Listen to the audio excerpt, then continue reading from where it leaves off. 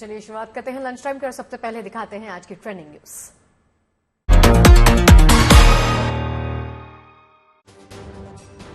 दिल्ली में झमाझम बारिश ने बढ़ाई ठंड, मौसम विभाग ने कोहरे का येलो अलर्ट जारी किया।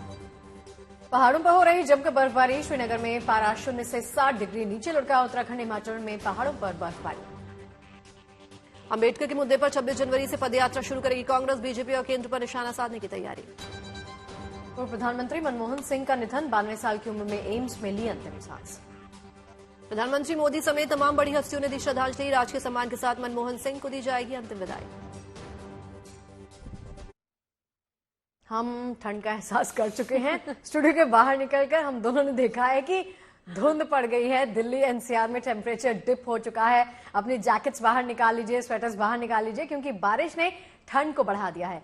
पारा जो है वो गोते खाने लगा है। शीतलहर ने घर से निकलना मुश्किल कर दिया है। अब मौसम का ये रुख ये बता रहा है कि नए साल की शुरुआत भी ठंड के साथ होने वाली है। न्यू ईयर जो हम सेलिब्रेट करने का प्लान कर रहे हैं, बहुत ठंड होने वाली है। कवर तो करना पड़ेगा। अब देखिए, मौसम विभाग ने कह दिया है कि आने वाले दिनों में दिल्ली में कोहरा भी लोगों को परेशान कर सकता है।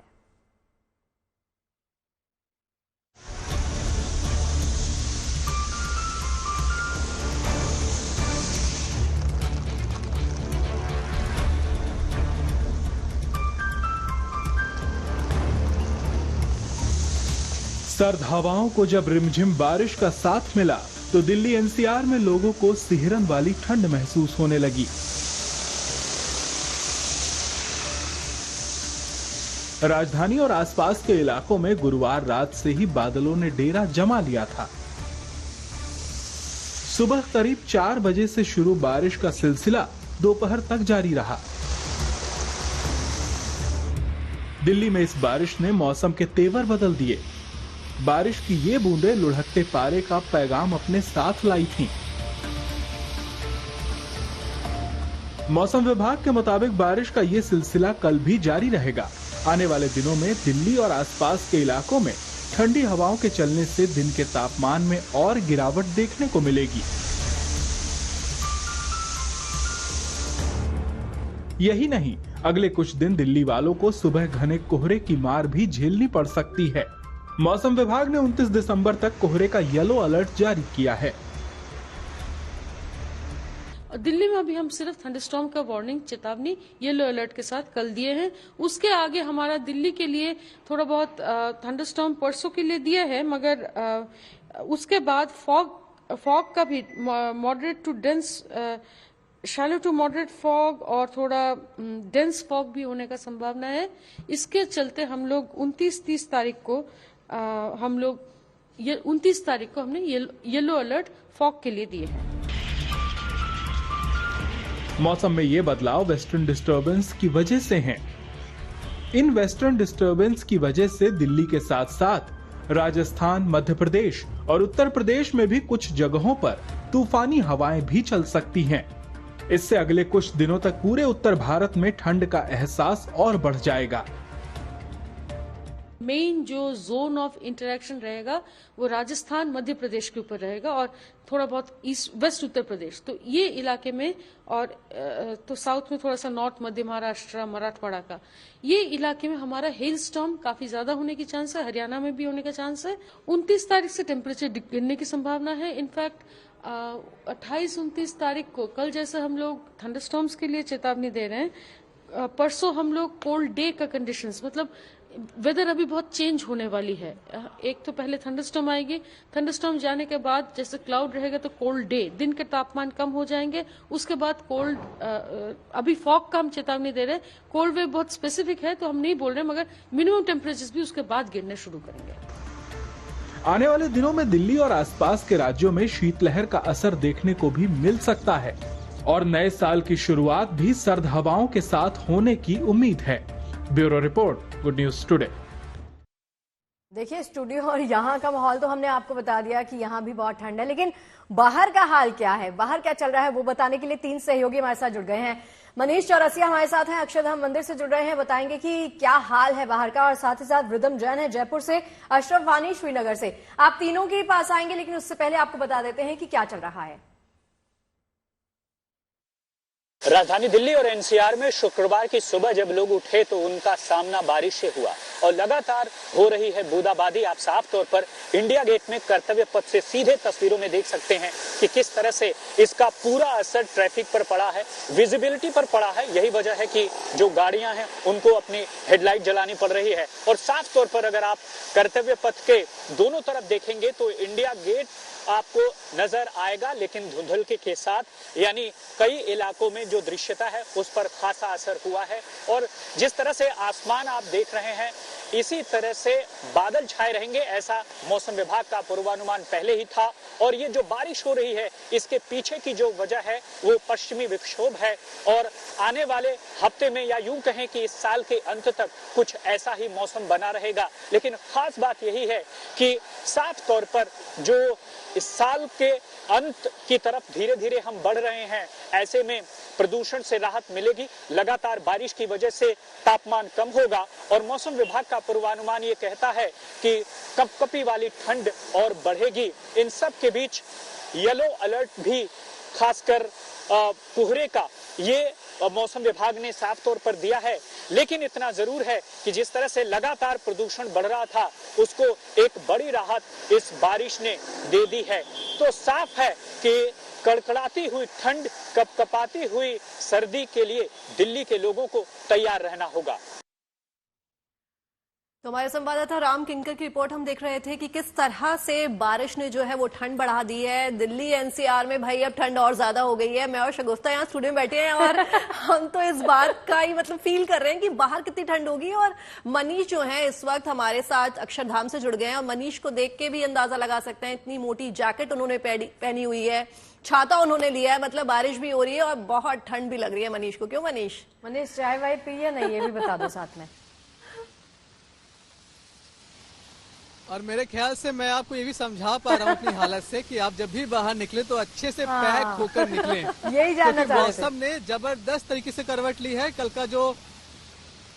का जो टेम्परेचर था इस वक्त का वो लगभग 22 डिग्री के आसपास था। अभी ये 14 डिग्री के आसपास पहुंच चुका है, मतलब लगभग 8 से 9 डिग्री की गिरावट है।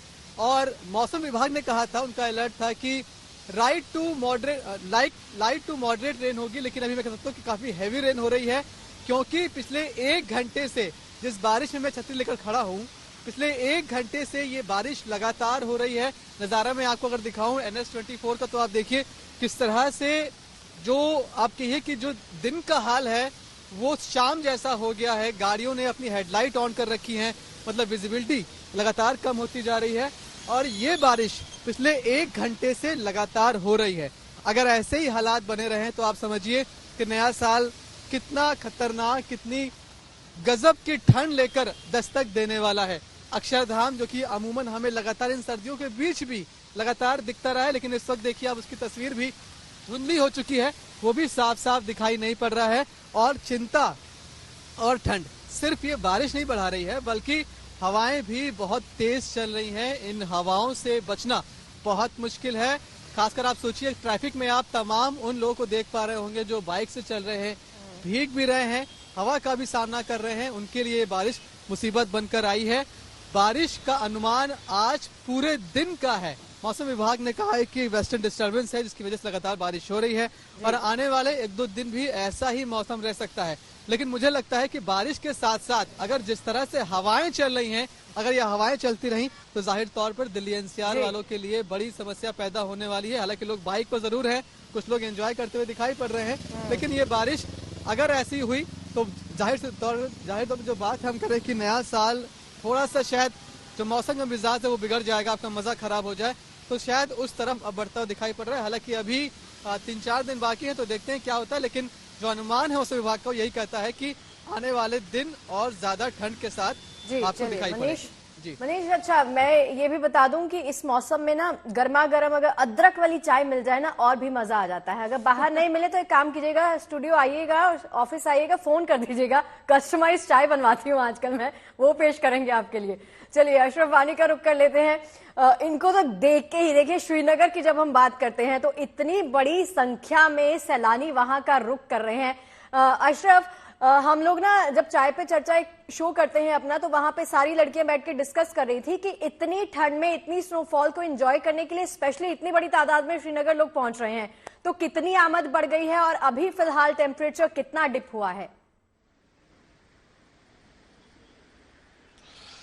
अगर श्रीनगर की बात की जाए, बीती रात श्रीनगर में तापमान -7.3 डिग्री था और जो इस मौसम का दूसरा सबसे ठंडा मौसम था, क्योंकि पहले ही जो है 25 दिसंबर को रिकॉर्ड बना था 23 दिसंबर को कश्मीर में, जब -8.3 डिग्री जो है तापमान रिकॉर्ड किया गया था। उसके बाद सबसे कम तापमान, यहां तक कि हम कहें सालों के बाद इतना कम तापमान श्रीनगर में दर्ज किया जा रहा है। लेकिन इस ठंड से जो है न सिर्फ पानी के झरने, तालाब, झील जमे हैं, बल्कि श्रीनगर के डल झील में भी अब मोटी परत जो है वो बर्फ की बनी है जमने के कारण। लेकिन बर्फबारी अभी नहीं हो रही है, उसका बेसब्री से इंतजार है। हमने देखा कि कश्मीर में व्हाइट क्रिसमस भी नहीं हो पाया। बहुत सारे सैलानी गुलमर्ग आए थे व्हाइट क्रिसमस मनाने के लिए, लेकिन बर्फबारी नहीं हुई। अब मौसम विभाग ने 27 दिसंबर से कश्मीर में बर्फबारी का अनुमान जताया है। कल तक तो मोबाइल और गूगल नहीं दिखा रहा था कि बर्फबारी होगी, लेकिन इस वक्त मुझे एहसास हो रहा है कि आने वाले कुछ घंटों के दौरान शायद हो सकता है कश्मीर के लोगों के साथ साथ पर्यटकों की भी किस्मत खुल जाएगी और बर्फबारी कश्मीर में शुरू होगी। यहां तक कि हम जानकारी ले रहे हैं कि कुछ इलाकों में हल्की हल्की बर्फबारी शुरू हुई है, चाहे फिर वो पहाड़ी इलाके हो, मुगल रोड हो, या फिर जो किश्तवाड़ का रास्ता है वहां पर भी बर्फबारी हो रही है। यहां तक कि गुलमर्ग से भी खबरें आ रही हैं, वहां पर रुक रुक के बूंदाबांदी हो रही है और शायद आने वाले कुछ घंटों के दौरान ये बर्फबारी रफ्तार पकड़ेगी, क्योंकि पर्यटकों के साथ साथ आम लोगों को बहुत जरूरत है इस बर्फबारी की। बर्फबारी को कश्मीर में कहीं ना कहीं जो है वरदान माना जाता है, क्योंकि पानी के साधनों के साथ साथ गर्मियों के दौरान किसानों के लिए, खेतों के लिए वो लाभदायक है ही,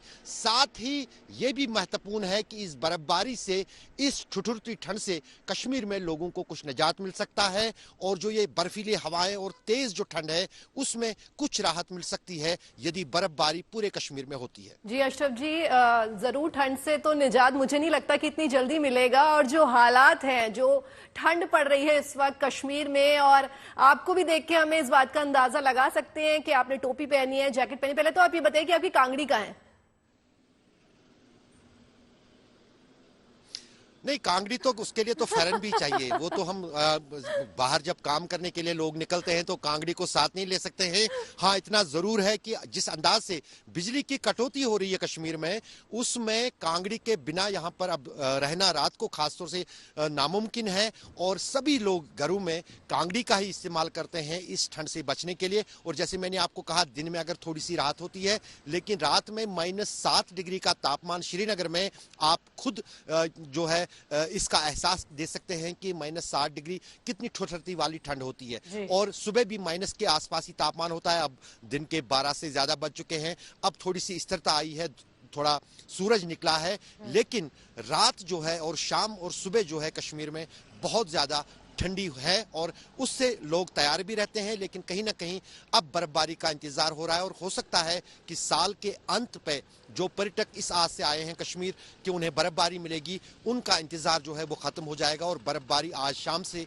श्रीनगर में भी शुरू हो सकती है, जो मौसम विभाग का कहना है। चलिए, उम्मीद यही करते हैं कि जो इंतजार है टूरिस्ट का कि बर्फबारी के साथ न्यू ईयर उनका वेलकम करे, वो जरूर पूरा हो। अशरफ, लौटते हैं आपके पास और रिदम आप बने रहिए, आपके पास भी लौटती हूं। सबसे पहले ये रिपोर्ट दिखा देते हैं कि जम्मू कश्मीर में इन दिनों चिल्लई कलां चल रहा है, यानी कि ये पहाड़ी प्रदेश इन दिनों भीषण ठंड का सामना कर रहा है। पहाड़ों पर जबरदस्त बर्फबारी हो रही है, तो श्रीनगर को अब भी बर्फबारी का इंतजार है। पारा शून्य से नीचे गोते लगा रहा है। आलम यह हो गया है कि डल झील समेत छोटे मोटे झील, जलाशय सब जमने लग गए हैं। देखिए रिपोर्ट।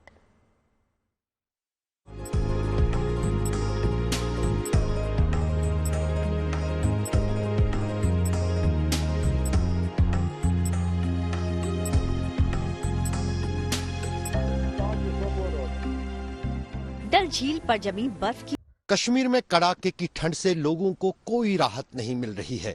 अगर बीती रात की बात करें, श्रीनगर में तापमान -7 डिग्री तक पहुंचा, जबकि कश्मीर के दूसरे इलाकों में तापमान इससे भी नीचे लुढ़क चुका है। अगर हम बांडीपोरा जिले की गुरेज वादी की बात करें, वहां पर बीती रात तापमान -20 डिग्री तक पहुंचा, जिसके कारण झरने और दरिया भी अब जमने लगे हैं। मैं इस वक्त श्रीनगर के ऐतिहासिक डल झील पर खड़ा हूं।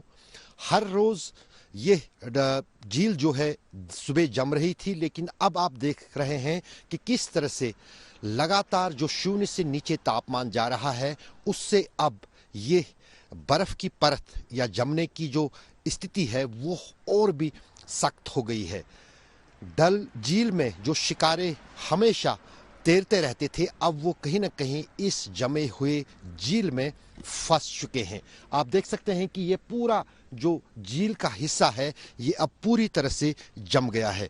यहाँ तक कि अगर हम यहाँ पर देखें कि कितनी मोटी परत जो है इस झील ने ली है इस ठंड के कारण, तो आप ये अंदाजा लगा सकते हैं कि इतनी मोटी जो है -7 डिग्री तापमान के चलते इस झील में पानी के ऊपर बन गई है। और आने वाले दिनों में अगर ठंड का इसी तरह का जो है प्रकोप जारी रहा, तो ये परत जो है ये 1 इंच फिर 2 इंच मोटी हो जाएगी। और उसी के बाद ही डल झील पर चलना या फिर क्रिकेट खेलने का जो अनुभव या एहसास लोग हासिल करना चाहते हैं, वो भी मुमकिन हो सकता है। इस जमी डल झील के बीच भी कुछ शिकारे पर्यटकों को हालांकि सैर कराने निकल चुके हैं। झील की सतह पर जमी बर्फ की चादर को चप्पू से तोड़कर रास्ता बनाया जा रहा है। शिकारे एक लाइन में चल रहे हैं ताकि जगह जगह बर्फ को तोड़ने की मशक्कत करनी न पड़े। तो हमने जोखिम लिया है, डल के बीचों बीच आने का। सुबह सवेरे का समय है, आसान काम नहीं है। जैसे आप देख सकते हैं शिकारा वाला जो है कई सारे यहाँ चल रहे हैं, टूरिस्ट को जो हाउस बोट से बाहर निकाल रहे हैं, लेकिन उनको ऐसा करना पड़ रहा है आइस जो है तोड़ के, डंडे से जो है लगातार बर्फ को तोड़ के जा रहे हैं। और जैसे आप देख सकते हैं एक मोटी परत है आइस की, ये देखिए आपको दिखाएंगे, तकरीबन 1 इंच से थोड़ा सा कम है। और यही हर रोज आपको डल के ऊपर मिलेगा। तो इससे समझ सकते हैं कि कितनी जबरदस्त ठंड अभी पड़ रही है। देख सकते हैं कितनी मोटी जो परत है आइस की बनी हुई है, और इस तरीके से इनको तोड़ना पड़ता है हर सुबह। तो जिंदगी जदोजहद है एक आम कश्मीरी के लिए इस वक्त। लेकिन पर्यटन की बात करें तो बहुत खुश हैं पर्यटक कि इतने जबरदस्त नजारे हैं, विंटर वंडरलैंड है। और जैसे आपने इन्होंने कहा कि अगर बर्फ होती है और उसके बाद जो है माइनस टेम्परेचर होता है, तो ये पूरा डल लेक इतना जम सकता है कि आप इस पे चल सकते हैं। इससे पहले गाड़ी भी चलाई है, वो भी एक फेमस इंसिडेंट है। जब इतना मोटा परत आइस का हो गया था, गाड़ी इस पे जीप चलाई गई थी, साइकिल चलाएं, क्रिकेट खेला गया। तो इस साल जिस तरह की ठंड लग रही है आने वाले दिनों में, वो नजारे जो है अपने आप को दोहरा सकते हैं। तो सोपोर में ऐसे ही एक नाले के जम जाने से अब वो बच्चों के लिए खेल का मैदान बन गया है। पूरी तरह से जमी हुई सतह पर बच्चों को क्रिकेट खेलते, चौका छक्का लगाते देखा जा सकता है। यहाँ तक कि जमी हुई बर्फीली सतह पर बच्चे साइकिल चलाते भी नजर आ रहे हैं। यहाँ पे जो ये नाला है जम गया है, हम आज मैदान में नहीं खेलते हैं, हम इस पे ही खेलते। कश्मीर में अभी तक खासतौर से मैदानी इलाकों में कोई बड़ी बर्फबारी नहीं हुई।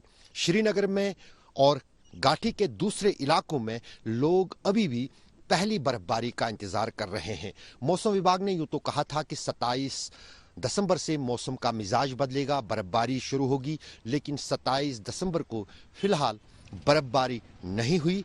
अब कहा जा रहा है कि साल के अंत में यानी 31 दिसंबर से बर्फबारी का दौर पूरे कश्मीर में शुरू होगा। लेकिन कहीं ना कहीं लोग बर्फ की कमी को न सिर्फ महसूस कर रहे हैं, बल्कि लोगों का मानना है कि यदि कश्मीर में जमकर बर्फबारी होती तो इस कड़ाके की ठंड से किसी हद तक लोगों को राहत मिल सकती है। फिलहाल लोग इस ठंड से जूझ रहे हैं। जहां पर बिजली की कमी लोगों के लिए बड़ी समस्या है, वहीं पर दूरदराज इलाकों में पानी के साधन जमने से अब लोगों को पीने के पानी की भी कमी जो है वो तो दिल्ली के मौसम का हाल हमने देख लिया, कश्मीर की तस्वीरें भी आपको दिखा दी। अब चलिए सीधा रुख करते हैं जयपुर का, जहां हमारी सहयोगी रिदम इस वक्त मौजूद है। रिदम, आप जरा तस्वीरें दिखाइए, आप इस वक्त कहां पे हैं और कितनी ठंड है जो जयपुर में पड़ रही है जयपुर वालों के लिए? देखिए, अभी हम विधानसभा वाले एरिया में हैं और ठंड क्या, यहाँ पे बारिश हो रही है, कल रात से बारिश हो रही है। और यहाँ राजस्थान में भी वेस्टर्न डिस्टर्बेंसेस का जो एक्टिवनेस है वो इतना अच्छे से दिख गया है। कल रात को यहाँ बारिश हो रही थी। जयपुर के अलावा जालौर का जो एरिया है, उदयपुर है, अजमेर है, वहाँ बारिश हुई। अभी भी यहाँ पे सुबह से बारिश हो रही है और इसकी वजह से टेम्परेचर में इतनी गिरावट आ गई है, ठंड बहुत ज्यादा बढ़ गई है। मतलब विजिबिलिटी, हम यहाँ पे विधानसभा से कुछ 100 मीटर ही दूर होंगे, पर विजिबिलिटी वो भी अभी कम है और लोग यहाँ पे पूरा पैक होके चल रहे हैं। बाइक्स पे या 2 व्हीलर्स में तो लोग निकलने की हिम्मत ही नहीं कर रहे हैं, अगर कर भी रहे हैं तो बहुत अच्छे से पैक उन्होंने खुद को कर रखा है। और आने वाले 2 दिनों में यहाँ पे ओले का भी जो है अलर्ट है। राजस्थान में 15 जिलों में ऑरेंज अलर्ट यहाँ पे अभी लगाया गया है और मौसम विभाग ने 16 जिलों में येलो अलर्ट भी जो है वो जारी किया है। जी चलिए रिदम लौटते हैं आपके पास। अशरफ भी हमारे साथ बने हुए हैं। अशरफ के पास चलेंगे, लेकिन उससे पहले ये तस्वीरें आपको दिखा देते हैं। पहाड़ों पर देखिए मौसम का मिजाज बदल सकता है। दरअसल आज वेस्टर्न डिस्टर्बेंस की वजह से मौसम में बदलाव दिखेगा। इसी को देखते हुए मौसम विभाग ने अगले 2 दिनों के लिए ऑरेंज अलर्ट जारी कर दिया है। और चलिए अशरफ का रुख कर लेते हैं। अशरफ, जैसे कि बर्फबारी का आपने बताया है कि हो सकती है, मौसम विभाग ने अलर्ट तो जारी कर दिया है, तो ऐसे में यहाँ पर व्यापारियों की तो चांदी हो जाती होगी जब आमद बढ़ जाती है पर्यटकों की यहाँ आने के लिए। तो